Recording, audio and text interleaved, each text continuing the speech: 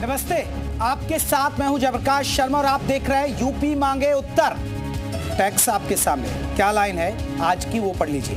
वक्फ के कब्जे पर योगी खोलेंगे स्कूल और आगे और क्या क्या खोलेंगे वो बताएंगे और उससे कितना फायदा होगा और क्या इस पर विपक्ष की सोच है। तो आज इसी मुद्दे पर बात हो रही है यूपी मांगे उत्तर में। वक्फ बिल पर मुख्यमंत्री योगी आदित्यनाथ एकदम एक्शन मोड में है। हालांकि वक्फ पर अभी नया कानून नहीं आया है, लेकिन सीएम योगी ने तैयारी कर लिया कि वक्फ के कब्जे को कैसे हटाया जाएगा और कब्जा मुक्त हुई जमीन को कैसे गरीबों के लिए इस्तेमाल होगा। दरअसल सीएम ने ऐलान किया है कि वक्फ बोर्ड ने जो सरकारी जमीन हड़पी है उससे मुक्त करवाकर वहां गरीबों के लिए स्कूल, कॉलेज, अस्पताल और मकान बनाए जाएंगे। उधर वक्फ बिल पर आरएलडी में बगावत शुरू हो गया। आरएलडी, जी हाँ, सहयोगी दल है ना बीजेपी का, उसमें बगावत शुरू हो गई है। आरएलडी के मुस्लिम नेता ने नाराजगी जाहिर करते हुए इस्तीफा दे दिया है और कहा है कि पार्टी ने मुस्लिमों के साथ धोखा किया। यानी वक्फ पर एक तरफ सियासी बवाल जारी, एनडीए के दलों में दरार पड़ रही है क्योंकि नीतीश की पार्टी ने भी, आपको बता दें, एक दो नेता वहां भी छोड़ गए। लेकिन इन सबसे तरफ सीएम योगी वक्फ की अवैध संपत्ति को लेकर रणनीति बना चुके हैं। वो तो एक दो कदम आगे ही चल रहे हैं। तो आज इसी मुद्दे पर बात होगी, लेकिन पहले ये रिपोर्ट आप देख लीजिए।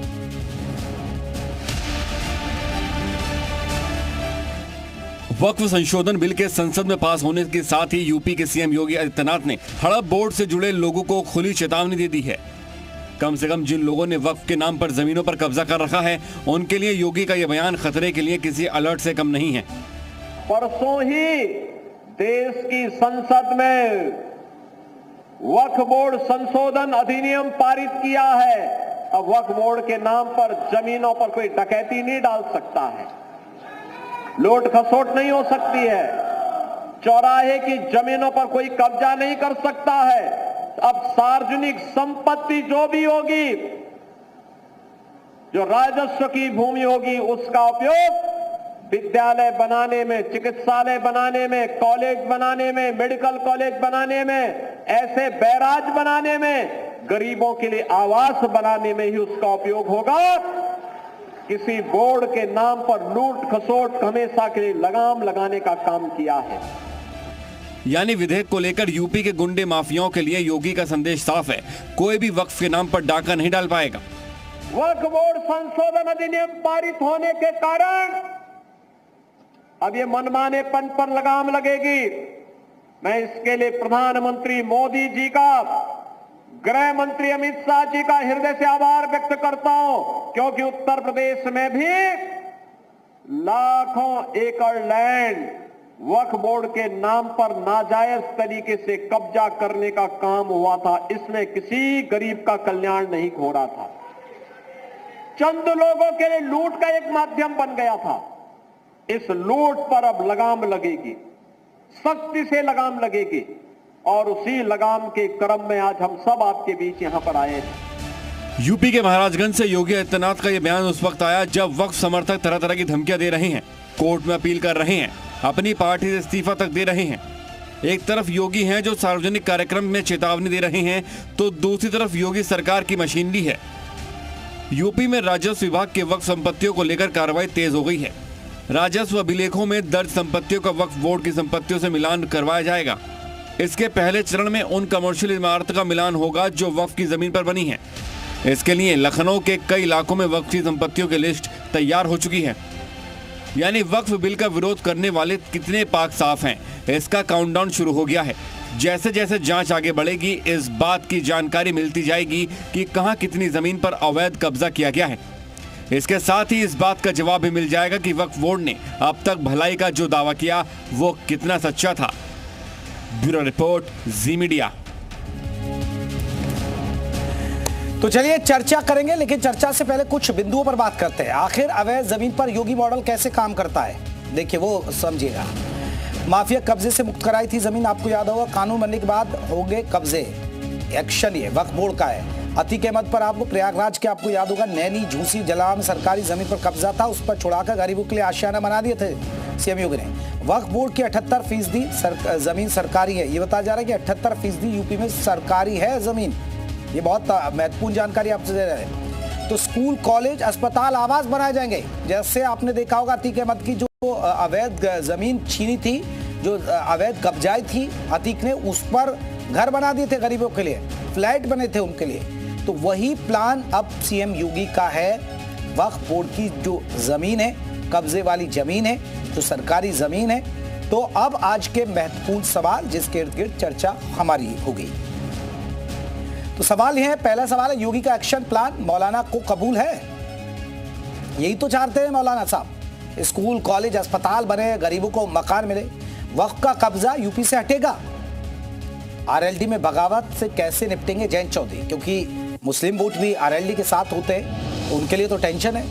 क्या सुप्रीम कोर्ट में पलट सकता है वक्फ बिल का फैसला, क्योंकि बहुत सारी पार्टियां अब सुप्रीम कोर्ट का रुख कर रही हैं। तो आपको बता दें, तो हमारे साथ कई खास मेहमान रहेंगे जिनसे हम चर्चा करेंगे और हम बात करेंगे कि आखिरकार क्या है इसको लेकर प्लान और क्या है सबका। चलिए हमारे साथ राजेश चौधरी जी जुड़ेंगे बीजेपी की तरफ से, जैसे ही चर्चा में शामिल होते हैं तो उनको जोड़ेंगे। संजीव सिंह रहेंगे, प्रवक्ता हैं कांग्रेस के, वो जुड़ेंगे। नूर अहमद अजहरी मुस्लिम स्कॉलर, वो हमारे साथ जुड़ गए। रोहित अग्रवाल प्रवक्ता आरएलडी के, वो भी हमारे साथ जुड़ गए। सबसे पहले नूर अहमद साहब, बहुत बहुत स्वागत है आपका। नूर अहमद साहब, वक्फ बिल पास हो गया, लेकिन देखिए मुख्यमंत्री योगी आदित्यनाथ पहले ही प्लान करके बैठे, अभी कानून तो बनेगा बाद में, लेकिन उन्होंने प्लान कर लिया है।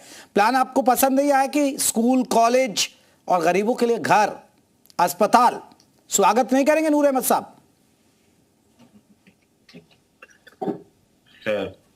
वक्फ बोर्ड की संपत्तियां जो हैं वो गरीबों के उत्थान के लिए, मुसलमानों के उत्थान के लिए हैं। हमारे अजदाद ने दी थी। आज सरकार ने उसको हड़पने का एक कानून बनाया।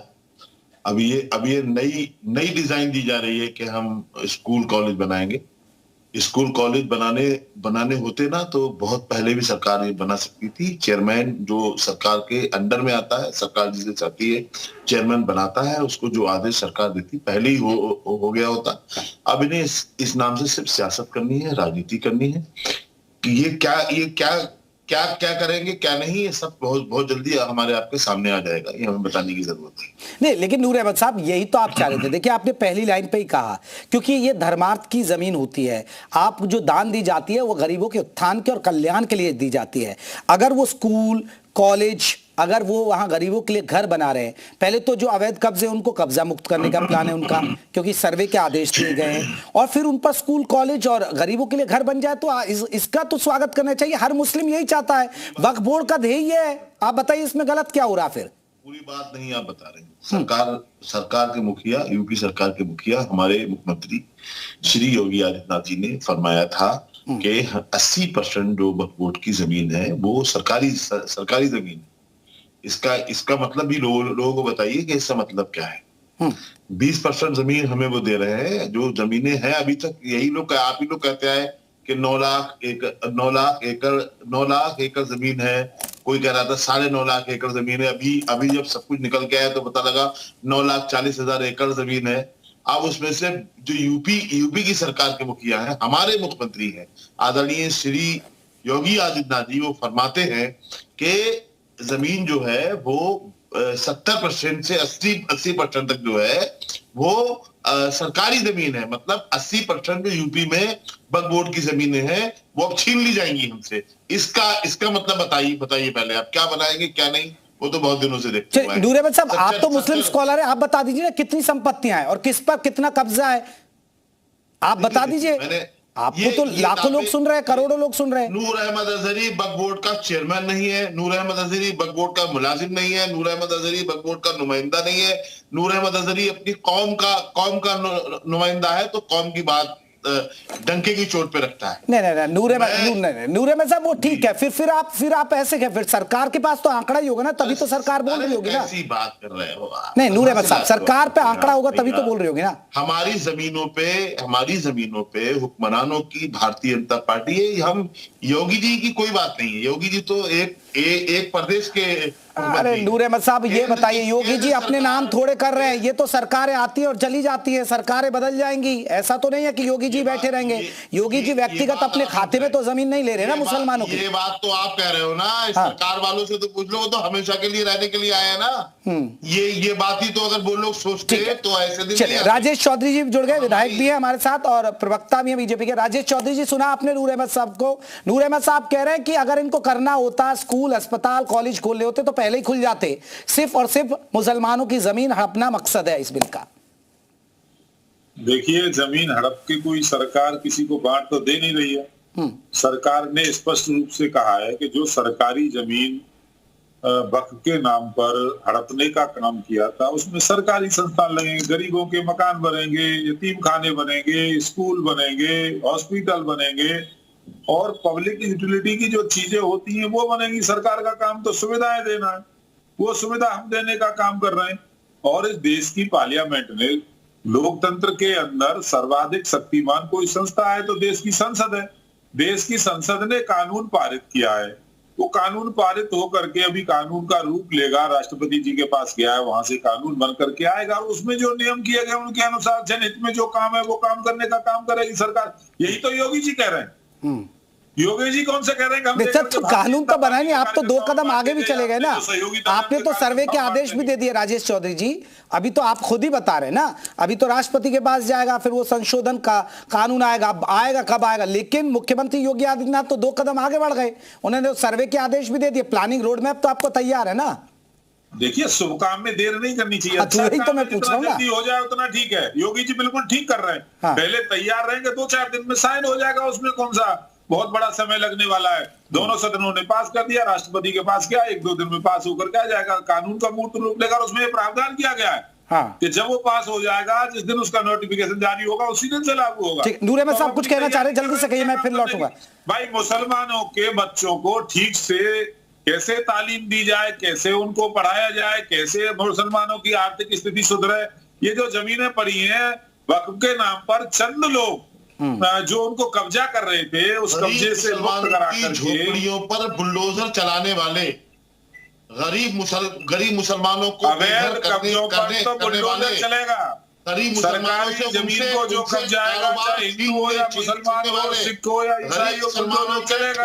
और गरीब मुसलमानों के अंदर कानून का राज लेने वाले उत्तर प्रदेश में योगी आदित्यनाथ जी की सरकार काम कर रही है, कानून का राज है, तो कानून अपना काम करेगा।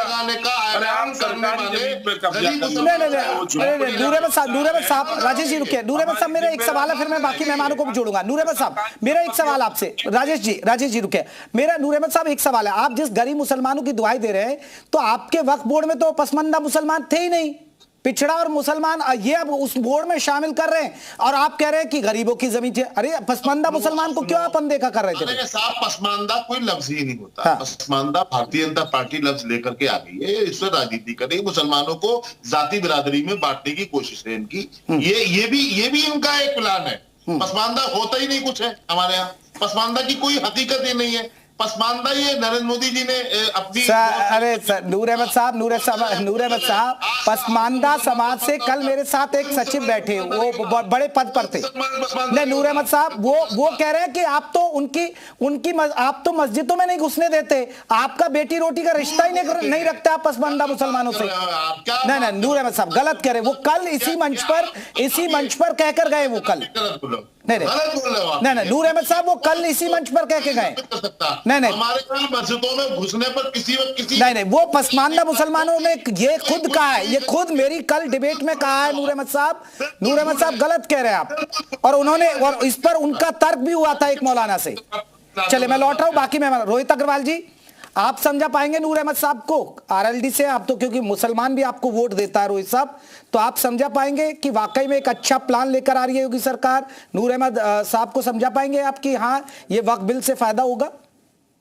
देखिए, यहाँ पे सारा जो मसला है वो नैरेटिव का है। एक बात तो बिल्कुल साफ है कि योगी सरकार किसी वक्फ की जमीन के ऊपर ना कोई स्कूल बनाएगी, ना कोई कॉलेज बनाएगी, ना उसे छीनेगी। वक्फ की जमीन नहीं छीनी जाएगी। जो जमीन सरकारी है और उसके ऊपर कब्जा है, उस जमीन की बात हो रही है कि वो जमीन जब अगर खाली कराई जाएगी तो उसके ऊपर स्कूल कॉलेज बनेंगे। तो एक बात बिल्कुल साफ है कि नैरेटिव थोड़ा सा हमें सही से समझाना पड़ेगा कि जैसे अभी नूर अहमद साहब बोले कि साहब मैं तो वक्फ को जानता नहीं, मैं तो उसका जिम्मेदार हूं नहीं, मैं उन चीजों का, इन्होंने कई शब्द बोले कि उनके जिम्मेदार नहीं है।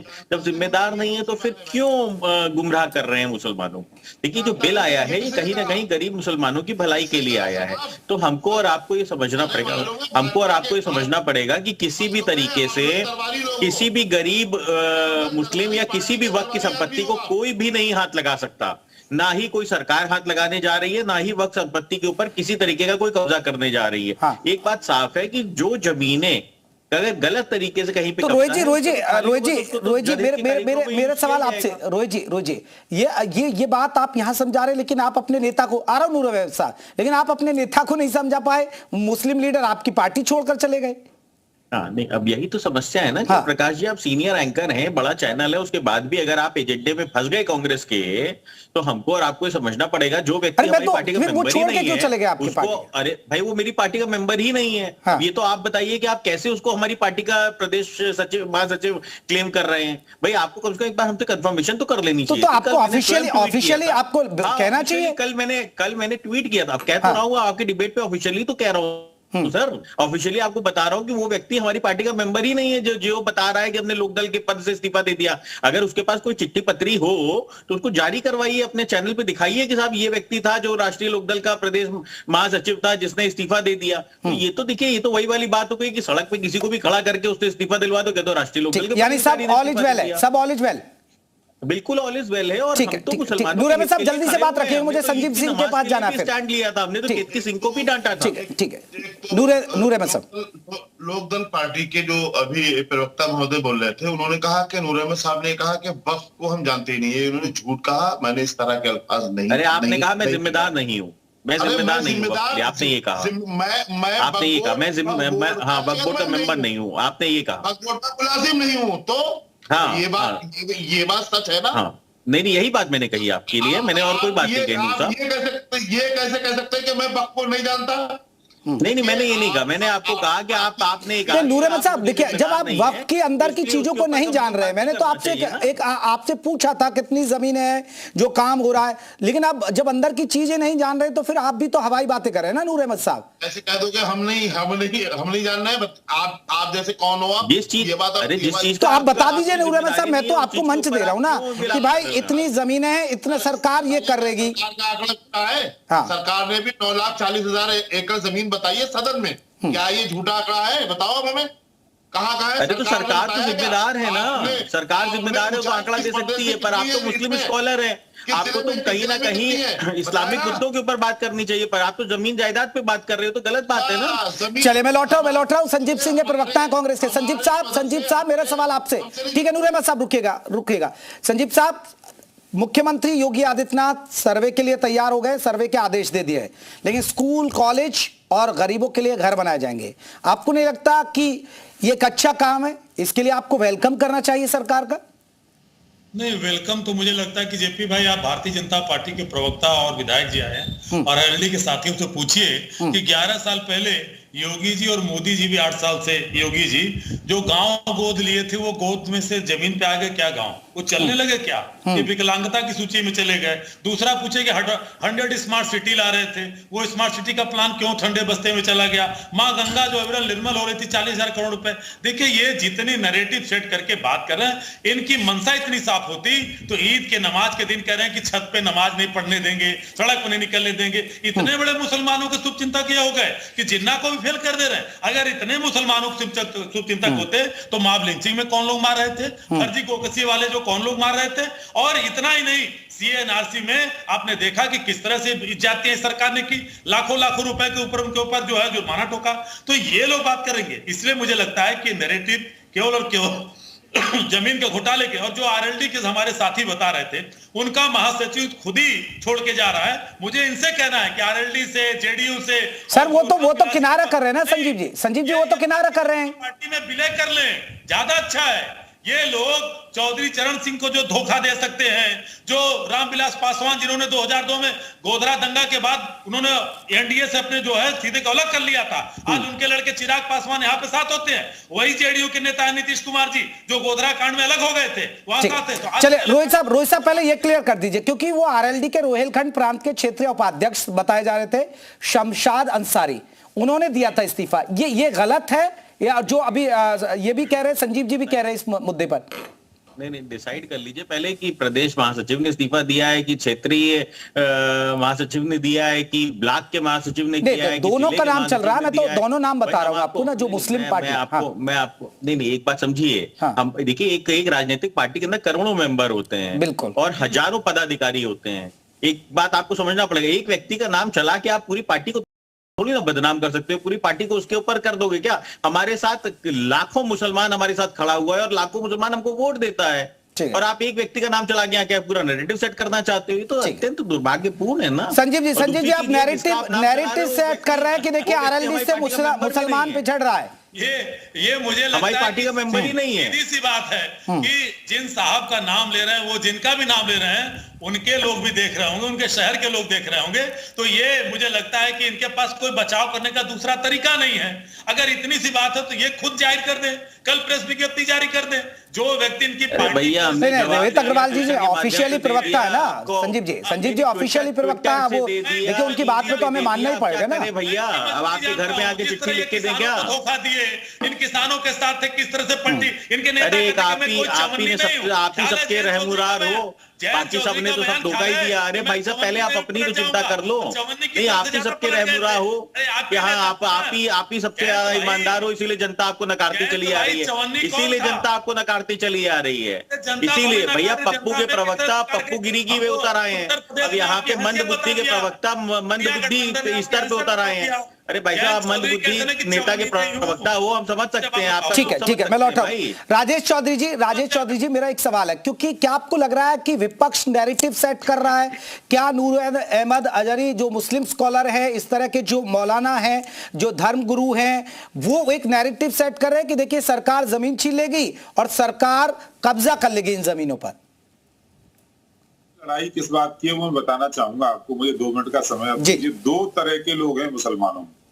एक वो लोग हैं जो पढ़े लिखे और मौजूद पदों पर बैठे हुए हैं, कहीं वक्त से जुड़े हुए हैं, उन्होंने बहुत बड़ी मात्रा में जमीन को, बहुत बड़ी एरिया को कब्जा किया हुआ है। एक वो लोग हैं गरीब लोग जिनको वक्त से जो है मदद मिलनी चाहिए थी, उन्हें मदद नहीं मिल रही है। मैं आपको अपनी आंखों देखा हाल बताऊंगा। जिस दिन वक्त का ये अधिनियम आया लोकसभा के अंदर, संयोग से मैं दिल्ली में था, मैंने पार्लियामेंट के गेट पर हजारों मुसलमानों को, महिलाओं सहित, बच्चों सहित, हाथ में तख्ती लेकर के स्वागत नरेंद्र मोदी जी, वेलकम नरेंद्र मोदी जी करते हुए देखा है जी। वो गरीब लोग थे जिनको आस है कि वक्त से कुछ अच्छा होगा, इसमें कुछ होगा तो ठीक से। वक्त में भूमाफिया घुस गया है और एक तबका है ऐसा जो आकर के टीवी पे विरोध कर रहे हैं, जो मुल्ले मौलवी विरोध कर रहे हैं, वो लोग हैं जो वक्त से सीधा लाभ लेते हैं। 2 तरह का मुसलमान, एक गरीब मुसलमान स्वागत कर रहा है, आम आदमी स्वागत कर रहा है, ये तो पसमानदा को पसमानदा मानने को तैयार नहीं है। आप समझिए क्या हालत है इनकी,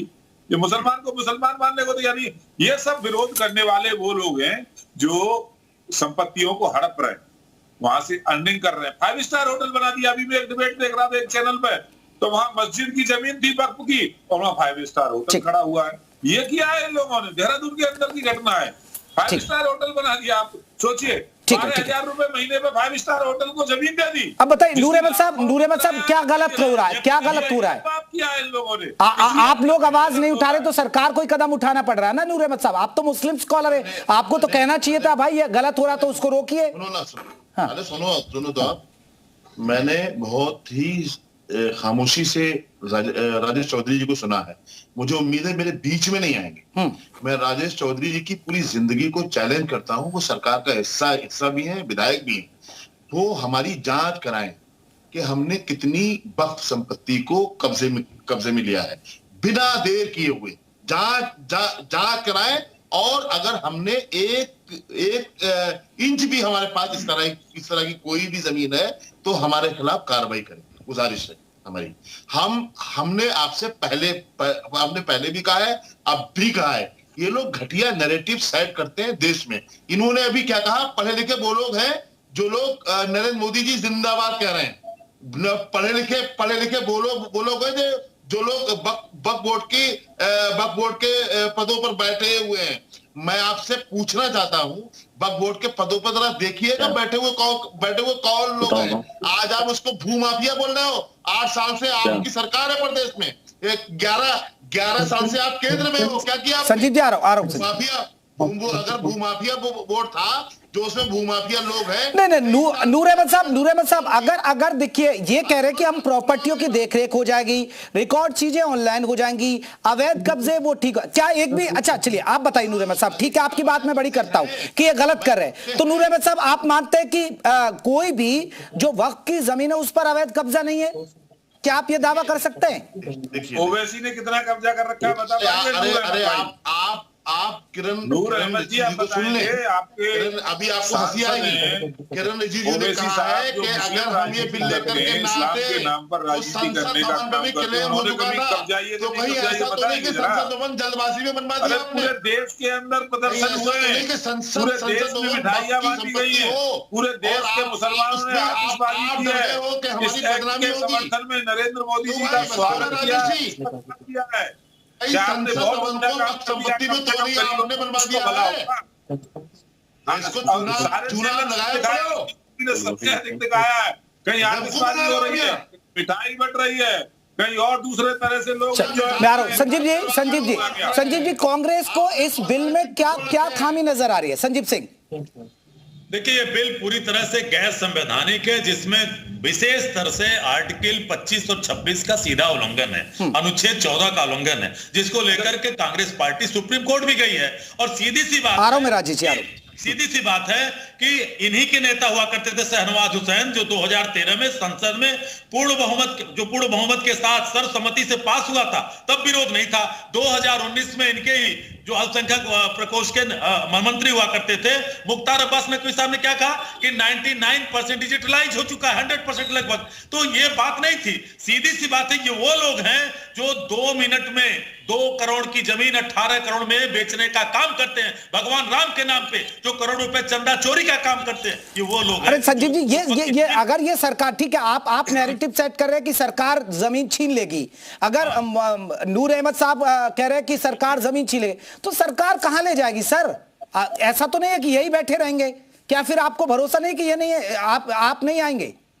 आपकी सरकार है, गैप संशोधन कर लेना। मैं फिर कह रहा हूं कि आदित्यनाथ योगी जी की जो भाषा है वो शैली है, आप उनको क्या कहते हैं? क्या वो उसी भाषा में है जिस तरह से उन्होंने सांप्रदायिकता का जो ठीक है जल्दी से राजेश जी जल्दी से संजीव जी की बात पर। इसलिए कह रहा हूं कि भारतीय जनता पार्टी की जो सांप्रदायिक चाल थी वो चाल चरित चेहरा। चले राजेश जी आप सांप्रदायिक चाल चल रहे हैं क्योंकि संजीव सिंह जी, मैं आपसे ये पूछना चाहता हूं कि 2013 में जो कानून आप लोग लाए और आचार संहिता लगने के पहले 2014 में चुनाव में जा रहा था पूरा देश, और आपने आकर के वक्फ का कानून ऐसा कर दिया जैसे ऐसा नहीं कर दिया। वीडियो देखिएगा, क्योंकि आपको सुषमा स्वराज जी, उस समय मुख्तार अब्बास नकवी, वीडियो देखिएगा, पूर्ण सहमति थी। जब आप मुसलमानों के हित में ये कानून लेकर के आए और कहा कि सारा अधिकार वक्फ को कोर्ट भी नहीं जा सकता, आप वीडियो देख लीजिए के संविधान सुषमा स्वराज के वीडियो देख के क्या है, कोर्ट भी नहीं जा पाएंगे, कोर्ट भी नहीं का होगा वक्फ का। 2019 में कौन था? मुख्तार अब्बास नकवी का बयान याद है कि नहीं? अरे आपके घर पे यदि क्लेम कर दे आके तो आपको साबित करना होगा कि मेरा घर है, उनका तो हो गया। कैसे क्लेम कर देंगे? ट्रिब्यूनल से मामला कितने हाई कोर्ट सुप्रीम कोर्ट में चल रहा है, पहली बार है क्या? संसद में देश का मंत्री झूठ बोलते हैं। लगातार आपके राहुल गांधी को जनता नकार दी जा रही है, आप देख पाइए, राहुल गांधी को जनता ने नकारा नहीं, राहुल गांधी की देन थी कि भारतीय जनता पार्टी उत्तर प्रदेश में 80 में 80 की बात करती थी। चले मैं रोहित अग्रवाल जी एक आखिरी कमेंट आपसे, रोहित अग्रवाल जी मेरा आखिरी कमेंट आपसे। ठीक है रुकिए संजीव जी, क्योंकि देखिए एक नैरेटिव सेट है, चाहे आप विपक्ष का लगा ले, लेकिन आपको तो क्लियर करना पड़ेगा, एक मैसेज जाएगा, क्योंकि आरएलडी मुसलमानों की बात करती है।